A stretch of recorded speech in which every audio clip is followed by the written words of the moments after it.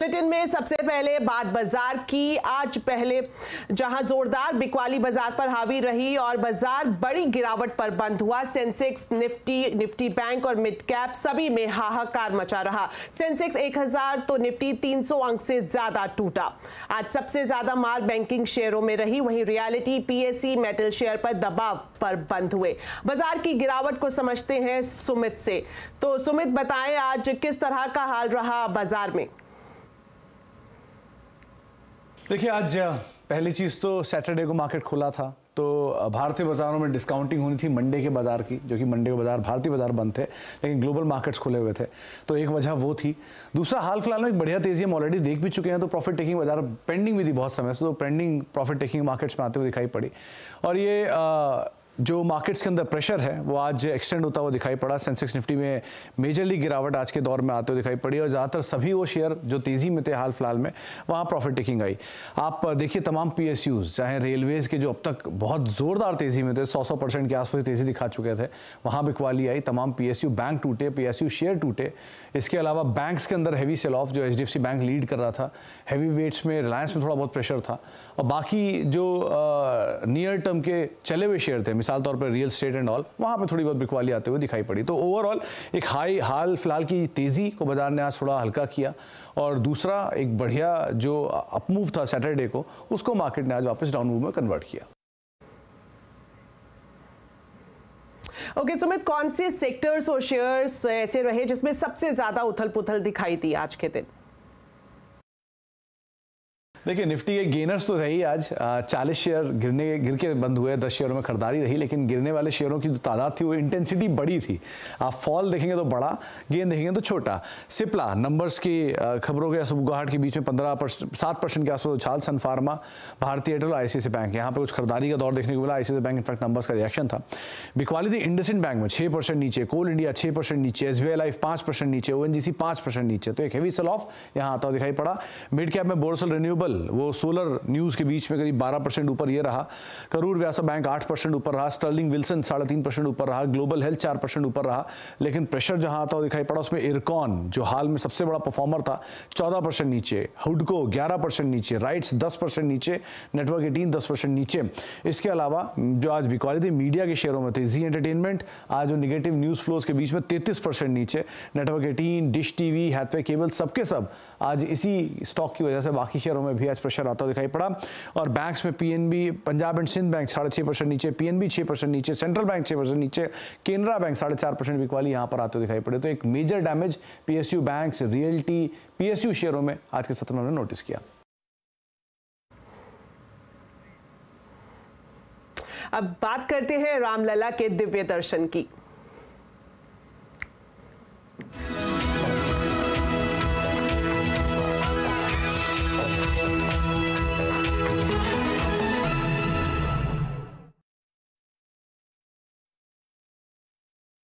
जिस तरह से आज आम लोगों के लिए रामलला के दर्शन खोले जा चुके हैं, और पहले ही दिन हमने देखा कि भारी जन सैलाब उमड़ता हुआ दिखाई दिया है। किस तरह का माहौल वहां पर रहा और किस तरह का अद्भुत नजारा वहां पर था, इसका जायजा लिया हमारे ब्यूरो चीफ लक्ष्मण रॉय ने।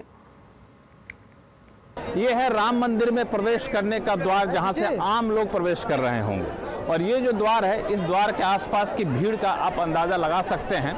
और इधर देखें तो कितनी लंबी लाइन जो है लोगों की लगी हुई है। सुरक्षाकर्मी इस लाइन को व्यवस्थित करने में जुटे हुए हैं, और जहां तक आपकी नज़र जाएगी इधर की तरफ, वो सारी लाइन यहाँ पे जो है आपको दिखती रहेगी। और ये जो लाइन है, दरअसल ये अभी नहीं लगी है, सुबह नहीं लगी है, ये आधी रात के बाद से लाइन लगनी यहाँ पे शुरू हो गई थी। जैसे लोगों को पता चला कि मंदिर में आम लोगों के दर्शन जो है वो आज से शुरू होने जा रहा है, तो लोगों की भारी भीड़ जमा हो गई। प्रशासन के लिए सबसे बड़ी चुनौती ये है कि इस भीड़ को कैसे व्यवस्थित किया जाए। हालांकि एहतियातन अयोध्या आने वाली सारी सड़कों को सील कर दिया गया है। जो बेहद ज़रूरतमंद वाहन है, बेहद ज़रूरतमंद लोग हैं, सिर्फ उनको ही आने दिया जा रहा है। बाकी लोगों को अभी रोका जा रहा है, ताकि अचानक से बहुत ज़्यादा भीड़ ना हो, भगदड़ जैसी स्थिति यहाँ पर ना हो। और लिहाजा अब कोशिश ये है कि जो मंदिर खुलने का जो नियमित समय सीमा है, उस समय सीमा को बढ़ाया जाए, ताकि जितने लोग आए हैं कम से कम उन सभी का दर्शन यहाँ पर हो सके। और प्रशासन और मंदिर प्रशासन दोनों इस बात को लेकर बातचीत कर रहे हैं कि कैसे समय सीमा में ज़्यादा से ज़्यादा लोगों को दर्शन कराया जा सके। प्रशासन ने अपील की है कि मंदिर में पहुंचकर वीडियो बनाना, सेल्फी लेना, फोटो खींचना, इन सब में समय बर्बाद नहीं करें, क्योंकि इससे ज़्यादा जो श्रद्धालु हैं उनका दर्शन कर पाना मुश्किल होता है। बीच में जब आरती होगी या फिर प्रसाद चढ़ाया जाएगा तो कुछ समय के लिए पाठ बंद होगा, तो यही वजह है कि लोग थोड़े से धीरे धीरे जा पा रहे हैं। लेकिन लोगों में उत्साह, इस भीड़ के बावजूद गुस्सा नहीं है, नाराजगी नहीं है, ये कह सकते हैं आसक्ति है, लोगों में भाव है। जय श्री राम के नारे के साथ ये लोग यहाँ पे मंदिर में दर्शन करने को आतुर हैं। बिल्कुल, आपने देखा तस्वीरों में कि बड़ी संख्या में श्रद्धालु रामलला के दर्शन करने के लिए पहुंचे और नौबत अफरा तफरी की भी आ गई। हालांकि प्रशासन की तरफ से अब कड़े कदम भी उठाए जा रहे हैं ताकि जो भीड़ है वो बेकाबू ना हो। बढ़ते हैं आगे। कनाडा में नए इंटरनेशनल स्टूडेंट वीजा पर 2 साल की लिमिट लगाई गई है। कनाडा सरकार ने नई स्टूडेंट वीजा पॉलिसी का ऐलान कर दिया है। इसका असर क्या होगा, ये जानने के लिए चलते हैं रोहन के पास। तो रोहन, बताएं, ये जो वीजा पॉलिसी में कैपिंग की गई है, इसका कितना असर दिखाई दे सकता है? जी, ये दूसरा बड़ा झटका है उन छात्रों के लिए जो या तो कनाडा में पढ़ाई कर रहे हैं या पढ़ाई करने की योजना बना रहे हैं। कुछ समय पहले आपको याद होगा कनाडा सरकार ने जो मिनिमम अमाउंट है जो आपको अपने बैंक अकाउंट में शो करना पड़ता था, उसे डबल कर दिया था, जिसके पास भारी गिरावट हुई थी छात्रों के एप्लीकेशन में। और चूंकि सबसे ज्यादा छात्र भारत से आते हैं, करीब 40% के करीब, तो उन पर ज्यादा इंपैक्ट पड़ने जा रहा है। अब जो कनाडा सरकार का फैसला है वो स्टूडेंट वीजा में लगभग 35% की गिरावट अगले सत्र में आपको देखने को मिलेगी। पिछले साल करीब 5,60,000 वीजा इशू किए गए थे, स्टूडेंट वीजा, और इस साल उसे कम करके 3,64,000 करने की बात कह रही है सरकार। और ये जो कैप है ये 2 साल के लिए लागू रहेगा। 2025 के बाद सरकार, ये जो कनाडा की सरकार है वो ये रिव्यू करेगी कि इसे जारी रखना है या फिर इसे बढ़ाना है। इसमें आपको बता दें कि जो करिकुलम लाइसेंसिंग प्रोग्राम है उसमें पोस्ट ग्रेजुएशन के लिए जो वर्क परमिट है उस पर भी फिलहाल जो है उस पर भी रिस्ट्रिक्शन लगा दिया गया है। ये सारे कदम जो कनाडा सरकार उठा रही है, वहां पे हाउसिंग रेंट जिस तरह से बढ़ रहे हैं, इन्फ्लेशन जिस तरह से बढ़ रहा है, उस पे कर्व करने के लिए किया गया है, क्योंकि स्टूडेंट्स की वजह से जो है ये चीजें पिछले कुछ समय में बहुत ज्यादा शूट अप हो रही हैं। लेकिन जो सबसे ज्यादा प्रभावित होंगे वो भारतीय छात्र होंगे, क्योंकि सबसे ज्यादा भारतीय छात्रों का जो सपना होता है वो कनाडा में पढ़ने का होता है, और उस पर फिलहाल जो है काफी जो है दिक्कतें दिख रही हैं। शुक्रिया रोहन इस पूरी जानकारी के लिए। और अब एफएनओ गुरुकुल की शानदार सफलता के बाद सीएनबीसी आवाज ला रहा है एफएनओ गुरुकुल सीजन 2। दूसरा सीजन पहले के मुकाबले कई ज्यादा धमाकेदार होने जा रहा है। 10 से 11 फरवरी के बीच होने वाले इस वेबिनार में आपके पास इंडस्ट्री के दिग्गजों से फ्यूचर्स एंड ऑप्शंस की बारीकियां सीखने का मौका होगा, और साथ ही साथ वो भी बिल्कुल सरल भाषा में, ताकि आप इनसे अपनी ट्रेडिंग को बेहतर बना सके। इस बार गुरुकुल में पोर्टफोलियो मैनेजमेंट पर भी खास फोकस रहेगा, तो फटाफट रजिस्ट्रेशन कराएं। रजिस्ट्रेशन के लिए क्यूआर कोड स्कैन करें या हमारी स्क्रीन पर दी गई वेबसाइट पर आएं, और ज्यादा जानकारी के लिए हमारे सोशल मीडिया हैंडल्स को जरूर विजिट करें। भारत में अब हर कोई एफएनओ सीखेगा। जी हां, आपकी बेशुमार प्यार और भरपूर डिमांड की वजह से सीएनबीसी आवाज लेकर आ रहा है एफएनओ गुरुकुल सीजन 2। इस एक्सक्लूसिव वेबिनार में आपको मिलेगा मौका बाजार के दिग्गजों से एफएनओ सीखने का, वो भी सरल भाषा में। और सबसे अच्छी बात, इस वेबिनार में आप कहीं से भी जुड़ सकते हैं, बस आपको इस लिंक पर रजिस्टर करना होगा। तो मिलते हैं एफएनओ गुरुकुल सीजन 2 में।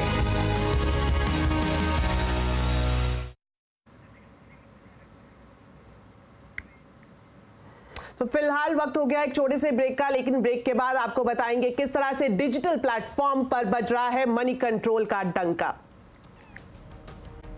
ब्रेक के बाद आपका स्वागत है। अब कुछ और राजनीतिक खबरें। असम के मुख्यमंत्री हिमंता बिस्वा शर्मा ने कहा है कि राहुल गांधी पर भीड़ को उकसाने का मुकदमा दर्ज होगा। डीजीपी को मुकदमा दर्ज करने के निर्देश दिए गए हैं। दरअसल आज भारत जोड़ो न्याय यात्रा के दौरान गुवाहाटी में पुलिस और कांग्रेस के कार्यकर्ताओं के बीच झड़प हो गई। पुलिस ने यात्रा को गुवाहाटी में प्रवेश करने से रोकने के लिए बैरिकेड्स लगाए थे, जिसे कांग्रेस कार्यकर्ताओं ने तोड़ दिए।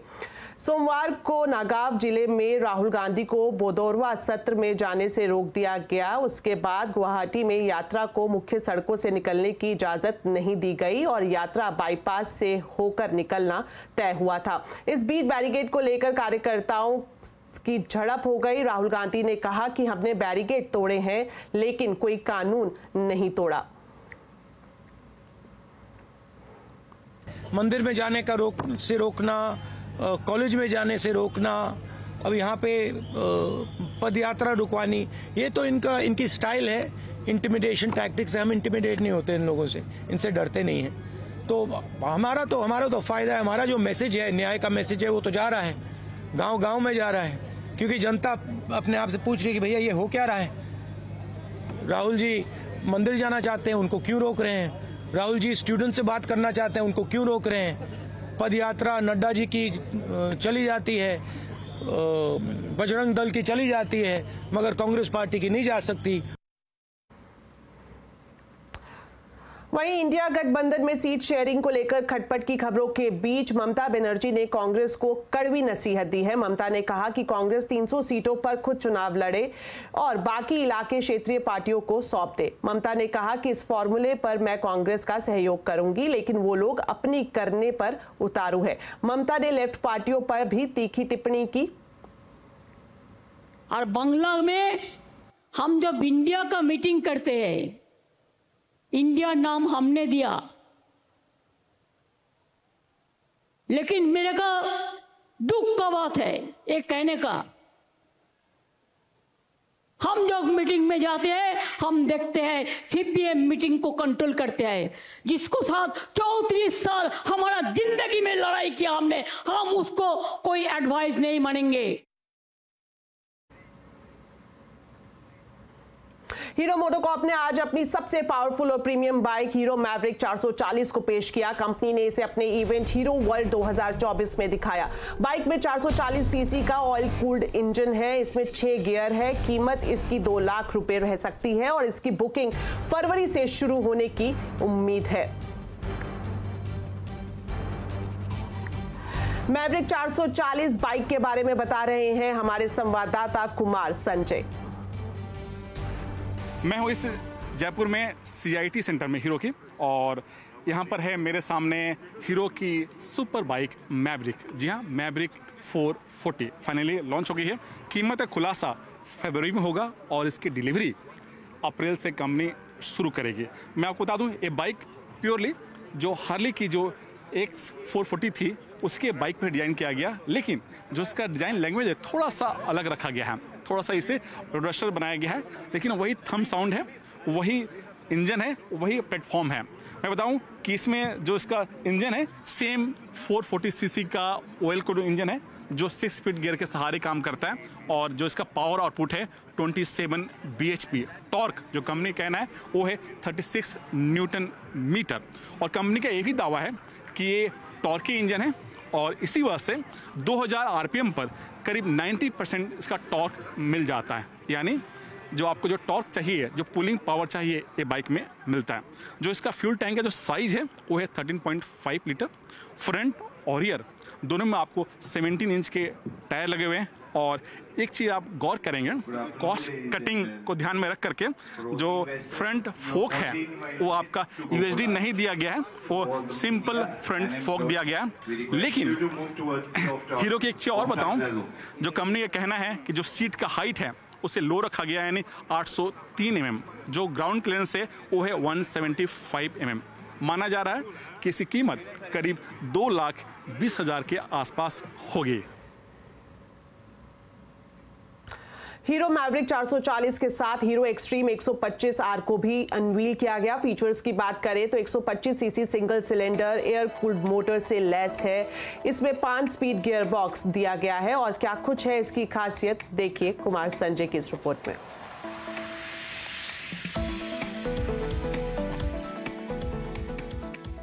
हीरो की जो दूसरी बाइक है वो है एक्सट्रीम 125R, लॉन्च हो चुकी है और कीमत है 95,000 बेस वेरिएंट की, और जो इसका टॉप वेरिएंट है उसे कीमत है 99,000। जी हाँ, टॉप वेरिएंट में आपको सिंगल चैनल ABS मिलता है, और यही इस बाइक की खासियत है। और ये अपने सेगमेंट में पहली बाइक है जिसमें आपको सिंगल चैनल ABS मिलता है, वो भी 125 सीसी होने के बावजूद भी। इंजन की बात करें तो इसमें 125 सीसी का सिंगल सिलेंडर इंजन लगा है, जिसका पावर आउटपुट है 10.7 bhp, और कंपनी का ये भी कहना है कि ये अपने सेगमेंट में सबसे ज़्यादा माइलेज देने वाली बाइक है। जी हाँ, 66 किलोमीटर ये टेस्ट कंडीशन में बाइक माइलेज दे देती है। डिजिटल पर मनी कंट्रोल का डंका बजा है। मनी कंट्रोल ईटी को पीछे छोड़कर नंबर 1 बन गया है। दिसंबर 2023 में ईटी के 28.60 मिलियन के मुकाबले मनी कंट्रोल के यूनिक विजिटर 30 मिलियन के पार हो गए हैं। इस दौरान मनी कंट्रोल ने 9% की ग्रोथ दर्ज की है। इतना ही नहीं, पेज व्यू मामले में भी मनी कंट्रोल ईटी से 2 गुना बड़ा है। स्टिकीनेस के मामले में भी मनी कंट्रोल ईटी से बहुत आगे है। मनी कंट्रोल में लोग ईटी के मुकाबले 4 गुना ज्यादा वक्त बिताते हैं। ईटी में जहां 199 मिलियन मिनट्स बिताए गए हैं, वहीं मनी कंट्रोल में यह नंबर 863 था।